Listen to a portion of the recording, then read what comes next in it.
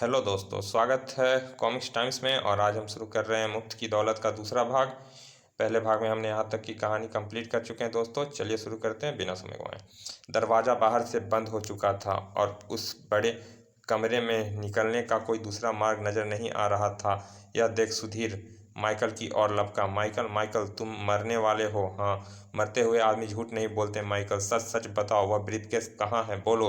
वह ब्रीफकेस, हाँ हाँ बोलो, हिम्मत करो माइकल। दम तोड़ने से पहले माइकल ने सुधीर को जो कुछ भी बताया जानकर वह स्तंभ रह गया। उफ, दौलत का लालच लालच इतना बुरा हो सकता है, मैंने कभी सोचा भी नहीं था। मैं तो खैर बेरोजगार हूँ, मगर जो शख्स 10 लाख रुपए से भरी ब्रीफकेस ले गया है उसे तो उसकी ज़रूरत भी नहीं थी। सुधीर फंस गया था। यह उसे तब पता चला जब थोड़ी देर में वहां पुलिस आ पहुंची और माइकल के कत्ल के इल्ज़ाम में गिरफ्तार कर लिया गया। नहीं नहीं, यह खून मैंने नहीं किया, मैंने नहीं मारा उसे। किंतु सुधीर की चीख पुकार का किसी पर भी कोई असर नहीं हुआ। उसे पुलिस लॉकअप में बंद कर दिया गया। उफ, मुफ्त की दौलत के लालच में मुझे कहीं का नहीं छोड़ा। यहाँ तक कि अपनी बहनों व माँ की लाश की देखकर भी मेरे दिल का लालच नहीं भरा, बल्कि सभी संवेदनाएं, सभी भावनाएं मर गई थीं। हे भगवान, यह क्या हो गया था मुझे? क्या मैं दौलत के लालच में अंधा हो गया? मुझे यह दौलत पुलिस को सौंप देनी चाहिए थी, या फिर उसे पता पर जहां पहुंचाने के लिए राजन ने मुझे कहा था। परसों मेरी बहन की शादी है, तुम यह ब्रीफकेस माँ तक पहुंचा दो। अपनी माँ बहनों की मौत का जिम्मेदार भी मैं हूँ। उफ, यह क्या हो गया मेरे साथ? दौलत के लालच में मैंने तो अपनी दुनिया ही लुटा दी। और विडंबना यह है कि मैं जानता हूँ कि मुख्य अपराधी कौन है, किंतु किंतु किंतु कुछ भी प्रमाणित कर सकना मेरे लिए संभव नहीं। पुलिस लॉकअप में सुधीर पर अपना अपराध कबूल करने के लिए अत्याचार भी किए जाने लगे। सड़ाक सड़ाक, ओह पानी, उफ, इस थाने की पुलिस शायद देश के सबसे क्रूर व घटिया व्यवहार में नंबर 1 है। पुलिस रिमांड में 4 दिन बीत जाने पर 5वें दिन एकाएक ही, उठो, तुम्हारी जमानत हो गई है। क्या? किसने की है मेरी जमानत? जमानत देने वाली एक खूबसूरत लड़की थी, नेहा नाम है मेरा, मैं राजन की बहन हूँ। थोड़ी देर बाद नेहा और उसके वकील के साथ कार में बैठा सुधीर उसके घर की ओर जा रहा था। आपकी शादी हो गई नेहा जी? राजन ने मुझे बताया था सब। नहीं, शादी कैंसिल हो गई 2 कारण से। एक तो शादी के लिए भैया ने जो 10 लाख रुपए बैंक से निकाला था वह किसी ने लूट लिया, और दूसरे यह कि लुटेरे ने भैया को गोली भी मार दी थी। अब तुम बताओ, तुम मेरे भैया को कैसे जानते हो? पहले आप यह बताइए कि आपने मुझे जमानत पर रिहा क्यों करवाया है? क्यों? क्योंकि तुम पर माइकल के कत्ल का आरोप है, और एकमात्र माइकल ही वह व्यक्ति था जिसे यह मालूम था कि राजन भैया मेरी शादी पर बैंक से 10 लाख रुपए निकलवा रहे हैं। और यदि मैं सच सच बता दूं तो आप मुझसे नफरत करने लगोगे। तो क्या तुम मुझसे मोहब्बत करना चाहते हो? ए मिस्टर, आईने में अपना चेहरा देख लो और एक बात कान खोलकर सुन लो, यदि तुम झूठ बोलोगे तो मारे जाओगे।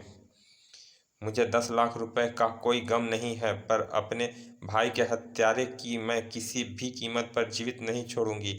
सुधीर पल भर के लिए झिझककर फिर उसे वह सब कुछ नेहा को बता दिया जो कि उसके साथ पीता था और जितना वह जानता था। सब कुछ जानने के बाद, यानी मेरे भैया, वह तुम्हारी माँ, वह बहन का हत्यारा तुम्हारे हिसाब से ने माइकल ने की थी। अब तुम पर आरोप यह है कि तुमने अपने परिवार की हत्या का बदला लेने के लिए माइकल की हत्या कर दी। मुझे नहीं मालूम, बल्कि मैं तो यह जानने के लिए भी बेचैन हूँ कि मेरे परिवार की लाशों का क्या हुआ। कायदे में तो पुलिस को उन लाशों का जिक्र क्रम लाशों का क्रियाक्रम तुमसे ही करवाना चाहिए था, किंतु तुम्हारी बदकिस्मती से ऐसा नहीं हुआ। इंस्पेक्टर मनीष के साथ मिलकर तुम्हारे मोहल्ले के लोगों ने अंतिम संस्कार किया। बहरहाल अब यह तुम भी जानते हो कि असली अपराधी कोई और है, जो माइकल का हत्यारा है, और मेरे भाई का, तुम्हारी माँ व बहनों की हत्या का भी एक तरह से वही जिम्मेदार है। किंतु वह है कौन? तुमने सभी बातें बताने के बावजूद भी उस व्यक्ति का नाम नहीं बताया। यह बताया है मिस्टर सुधीर, इसलिए कि उस व्यक्ति से मैं खुद अपना प्रतिशोध लेना चाहता हूँ। यदि आप मुझ पर विश्वास कर सकते तो मुझे यहीं उतार दें। नेहा के इशारे पर ड्राइवर ने कार रोक दी। मुझ पर भरोसा रखो। आप आप द्वारा का कार्रवाई जमानत में नाजायज़ फ़ायदा नहीं उठाऊंगा। आपके द्वारा करवाई गई जमानत का मैं नाजायज़ फ़ायदा नहीं उठाऊंगा, मुझे भरोसा है। फिर सुधीर पुलिस स्टेशन पहुंचा, वहां जहां उसका दोस्त मनीष इंस्पेक्टर था। और सुधीर, यह किस लफड़े में फंसा लिया खुद को? मनीष भैया, मैंने भला खुद को क्यों फंसाना था? मैं तो एक बहुत चालाक आदमी की जान मैं मैं तो एक बहुत चालाक आदमी की चाल का शिकार बन गया हूँ। कौन है वह व्यक्ति? फिलहाल तो इस बारे में कुछ नहीं बता सकता। खैर, आप यह बताइए, मेरे परिवार का अंतिम संस्कार आपने करवाया था? हाँ, क्योंकि मुझे पता चल गया था कि तुम्हें किसी भी सूरत में कई दिनों तक पुलिस लॉकअप से मुक्त नहीं किया जा सकता। किंतु मैं तो जमानत पर रिहा हो गया हूँ। मुबारक हो। वैसे किसने कराई तुम्हारी जमानत? किसी ने भी कराई हो, यह आप छोड़िए। यहाँ जरूर मैं समझ गया हूँ कि आप मेरी जमानत नहीं होने देना चाहते थे। यह तुम क्या कह रहे हो सुधीर? छोड़िए यह और बताइए, उस बैंक लुटेरे का क्या हुआ जिसका पीछा करते हुए पिछली बार आप मुझे मिले थे? वह तो पकड़ा गया और पुलिस लॉकअप में बंद है। किंतु सच जानो, यदि तुम मेरे इलाके में गिरफ्तार किए गए होता तो किसी भी हाल में तुम 24 घंटे से ज़्यादा लॉकअप में बंद नहीं रह सकते थे। शुक्रिया, मेरा भी यही ख्याल था। अच्छा, अब मैं चलता हूँ। अरे ठहरो, रुको तो सही, कहाँ जा रहे हो?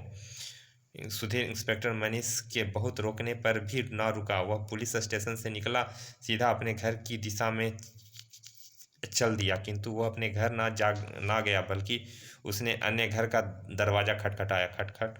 कौन है? अंदर से प्रश्न करने वाला वृद्ध सज्जन ने दरवाज़ा खोला। राम राम चाचा जी, कैसे हैं आप? अरे तुम हो सुधीर, आ जा बेटा। सुधीर अंदर पहुंचकर बैठ गया। तुम्हारे परिवार के बारे में पता चला था बेटे, सच बहुत ही दुख हुआ। किस्मत से यही लिखा था चाचा जी। खैर आप छोड़ो, यह बताओ और जरा वह ब्रीफकेस निकाल दो जो मनीष भैया ने आपको दिया था। मैं समझा नहीं बेटे, तुम कौन से ब्रीफकेस की बात कर रहे हो? मनीष ने मुझे कुछ नहीं दिया, पर मनीष भैया ने यह कहकर ही भेजा है कि आप मुझे ब्रीफकेस का पता बता देंगे। मैं समझा नहीं बेटे, मनीष ने मुझे किसी ब्रीफकेस के बारे में कुछ नहीं बताया। पर हाँ, मनीष खुद क्यों नहीं आया? उन्हें पुलिस ने हिरासत में ले लिया है चाचा, और जब तक वह ब्रीफकेस लेकर मैं पुलिस स्टेशन नहीं पहुंचूंगा, उन्हें तब तक छोड़ा नहीं जाएगा। मनीष तो खुद पुलिस में है, उसे कोई क्यों पकड़ेगा? पुलिस वालों को भी पकड़ा जा सकता है। वह रेलवे लॉकअप रूम में रसीद लगता है। काम बन गया। दरवाज़ा बंद कर दूं? चाचा को अभी नहीं पता चलना चाहिए। उसी क्षण, ओहो, तो तुम यहाँ भी मौजूद हो? अरे मनीष बेटे, यह सुधीर किसी ब्रीफकेस के बारे में पूछ रहा था। वह ब्रीफकेस कहाँ है बेटे? और यह बात बता रहा था कि तुम्हें पुलिस ने पकड़ लिया है। तो माइकल ने मरने से पहले तुम्हें ये सब कुछ बता दिया। अब तुम जीवित नहीं बचोगे सुधीर। वैसे क्या क्या बताया तुम्हें माइकल ने? यही कि तुम मुझसे मिले थे तब किसी बैंक डकैत के पीछे नहीं थे, बल्कि अपने दोस्त राजन का पीछा कर रहे थे, और राजन को गोली तुमने ही मारी थी।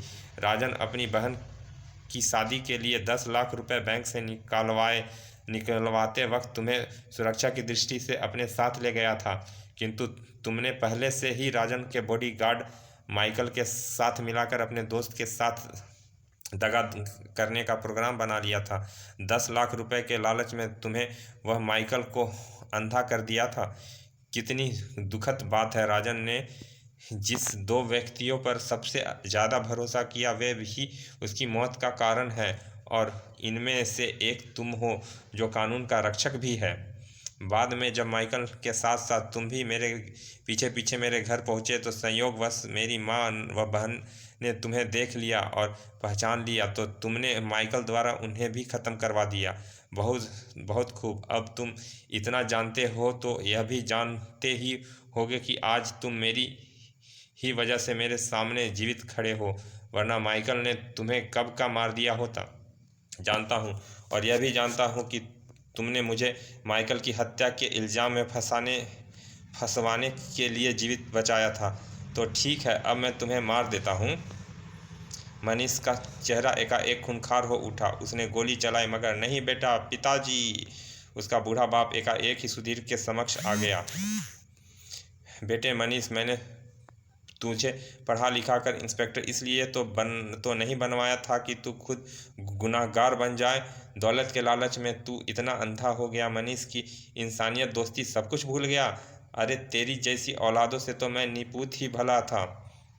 मनीष का ध्यान दम तोड़ते हुए अपने बाप की तरफ देखा। सुधीर ने एकाएक उस पर आक्रमण कर दिया और रिवॉल्वर वाला हाथ ऊपर उठा लिया। ढाई। ओह उफ। आखिर में रिवॉल्वर मनीष के हाथ से छूटकर गिर पड़ा। तब ढिसुम। ओह तड़ाक। आह तड़ाक। उफ हे भगवान। ढिसुम ढाक। बस बस करो सुधीर। सुधीर के फ्लाइंग किक से मनीष फर्श पर गिरा और अनायास उसकी रिवॉल्वर एक बार फिर मिल गई। अगले ही पल, हरामजादे, अब मैं तुझे नहीं छोड़ूंगा। और फिर ढाई ढाई ढाई गोलियों की आवाज़ से वातावरण गूंज उठा, किंतु सुधीर सही सलामत अपनी जगह खड़ा था। उसे एक भी गोली नहीं लगी। द्वार पर खड़ी थी राजन की बहन नेहा। गोलियां उसी ने चलाई थी। मैंने अपने भाई की हत्या का बदला ले लिया इंस्पेक्टर मनीष। ओह, मुझे माफ़ कर देना मैं नेहा बहन। छी कमीने, मत कर मुझे बहन। तूने मेरे भाई के हत्यारे तेरे मुंह से यह सब शोभा नहीं देती। अगर मैं मिस्टर सुधीर के पीछे हर क्षण लगी ना रहती तो मुझे तो मालूम ही नहीं होता था नीच कि हमारे परिवार के शुभचिंतक के रूप में तू ही हमारा सबसे बड़ा शत्रु है। बाद में नेहा ने इंस्पेक्टर मनीष को 3 गोलियां मारी थी, किंतु मनीष तीनों में से एक भी घातक स्थान पर ना लगी थी, अतः मनीष बच गया। किंतु उसने अपना अपराध स्वीकार कर लिया। मुफ्त की दौलत के लालच ने मुझे अंधा कर दिया। अपनी यह अमानत संभाल लीजिए नेहा जी। इनमें से जितने चाहे ले सकते हो। शुक्रिया नेहा जी। अब मेरे दिल में मुफ्त की दौलत का कोई लालच नहीं है। फिर भी मेरी खुशी के लिए ही सही यह 50,000 तुम रख लो। नहीं शुक्रिया, इस मुफ्त की दौलत का एक भी पैसा मेरे लिए हराम है। यह आपके अपने भाई की खून पसीने की कमाई है, इसे आप ही रखिए। कुछ दिन बाद, अरे सुधीर, क्या हाल है भाई? दीपक, मैं भी एक रेडी लगाने की सोच रहा हूँ। बहुत अच्छा सोच रहे हो तुम सुधीर। खाली रहने से अच्छा है कुछ ना कुछ काम किया जाए। वैसे वैसे तो कहावत है ना, खाली दिमाग शैतान का घर। हा हा हा। दीपक, रेडी दिलवाने और धंधा शुरू करने में तुम मेरी कुछ मदद करोगे? बिल्कुल करूँगा भाई, आखिर तुम दोस्त हो मेरे। समझ लो आज से ही तुम्हारा धंधा शुरू हो गया। वैसे भी कहते हैं ना, खाली दिमाग शैतान का घर होता है। तो फिर हो जाओ शुरू। बोलो। किलो 6 रुपए दर्जन। केले 6 रुपए दर्जन। रुपए के दो। समाप्त। चलिए दोस्तों, ये कॉमिक्स यहाँ समाप्त होती है। मिलते हैं फिर किसी अच्छे से कॉमिक्स के अच्छे से भाग में। और अभी तक आपने हमारे चैनल को सब्सक्राइब नहीं किया तो प्लीज़ सब्सक्राइब कर दें। चलिए मिलते हैं फिर किसी अच्छे से कॉमिक्स के अच्छे से भाग में, तब तक के लिए धन्यवाद, विदा।